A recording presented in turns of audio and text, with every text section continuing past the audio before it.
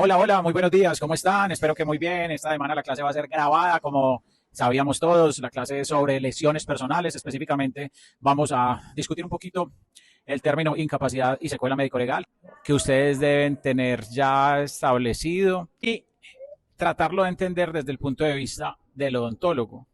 La semana pasada habíamos dicho que un dictamen de lesiones personales se compone de 5 partes. Hablamos de la anamnesis, hablamos de la descripción, eh, hablamos de el objeto causal o vulnerante y que la parte 4 era la incapacidad médico-legal y que la parte 5 era la secuela médico-legal.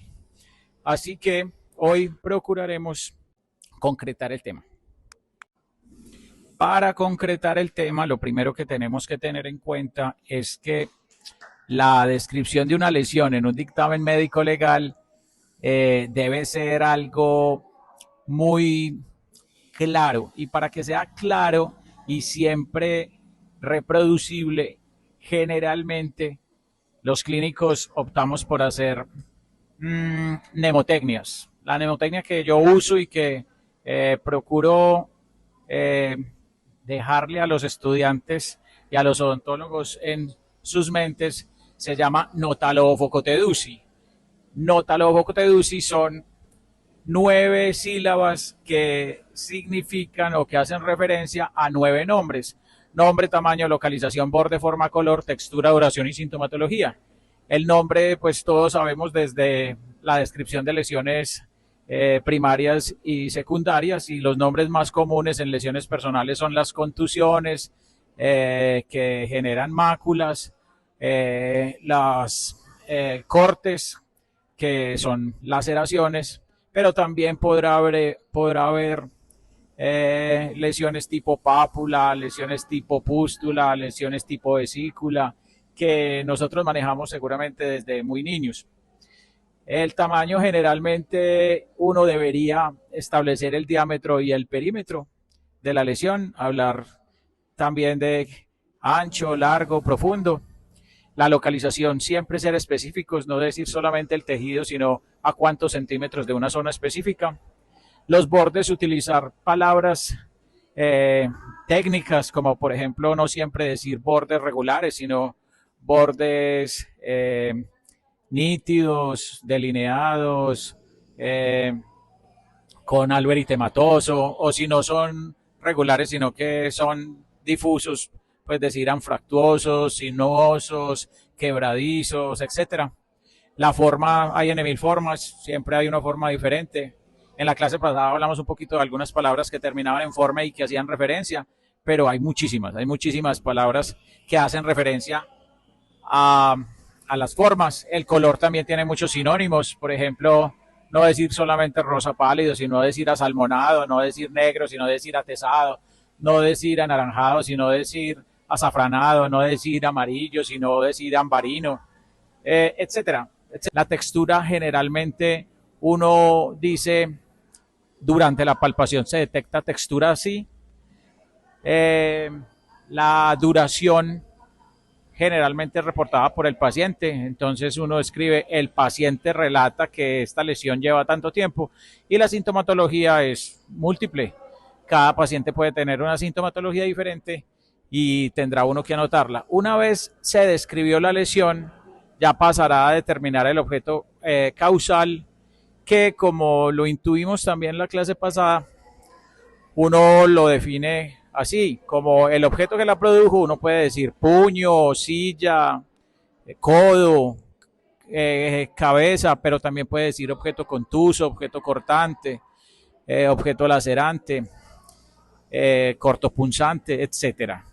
La cosa se pone realmente interesante es cuando hablamos de incapacidades médico-legales y de secuelas, porque los dos términos tienden a generar confusión. Cuando hablamos de incapacidades médico-legales, las incapacidades médico-legales no son lo mismo que las incapacidades laborales.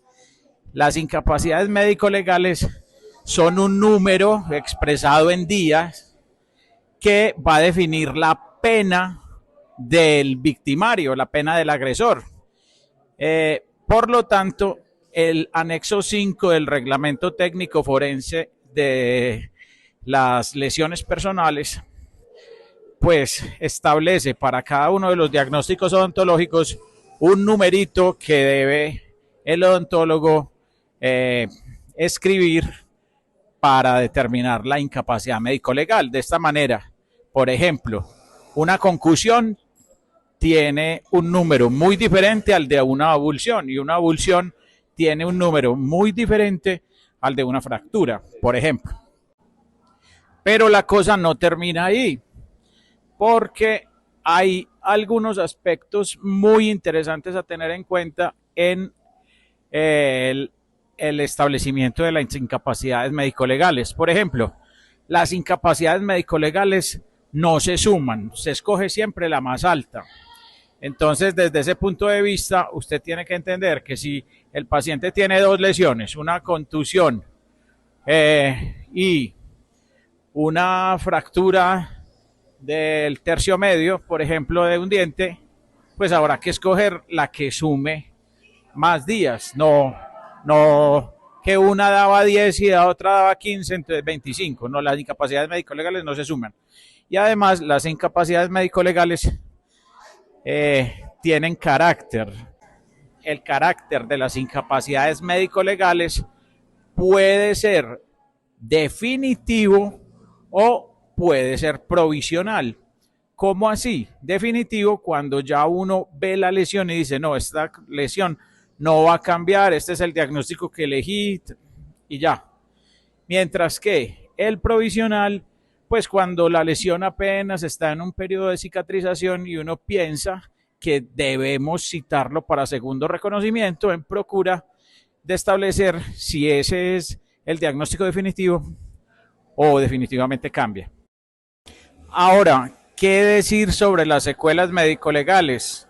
Varias cosas. Lo primero es que las secuelas médico-legales atenúan la pena del agresor. Por lo tanto, uno como perito podría optar por decir que las secuelas no se establecen sino hasta que el tejido esté completamente reparado. Y entonces la ley le sugiere a uno que uno escriba a definir al término del tratamiento odontológico para valorar qué tanto se atenúa la ostensibilidad de la lesión. Y eso es algo que uno califica como prudente. La prudencia hace verdaderos sabios, por lo tanto, uno no debería acelerarse para establecer secuelas. Las secuelas se establecen una vez el tejido ya está cicatrizado y uno sabe cómo quedó. Eso como primero. Y como segundo, si uno define ya establecer secuelas médico-legales, pues uno como odontólogo debe establecer las secuelas que de verdad son de carácter odontológico, nada de ponerse a decir, quedan secuelas obstétricas, quedan secuelas psicológicas. Sí, eso está muy bien, pero eso es que lo diga un médico. Nosotros los odontólogos decimos, quedan secuelas de estéticas, porque pues es muy evidente la perturbación física que afecta el rostro, o quedan secuelas funcionales, como por ejemplo que quede una perturbación funcional de la masticación, de la fonación o de la deglución. En términos legales se dice que tanto la masticación como la fonación o la deglución son órganos, y entonces técnicamente se escribe perturbación funcional del órgano, de la masticación, de la deglución o de la fonación.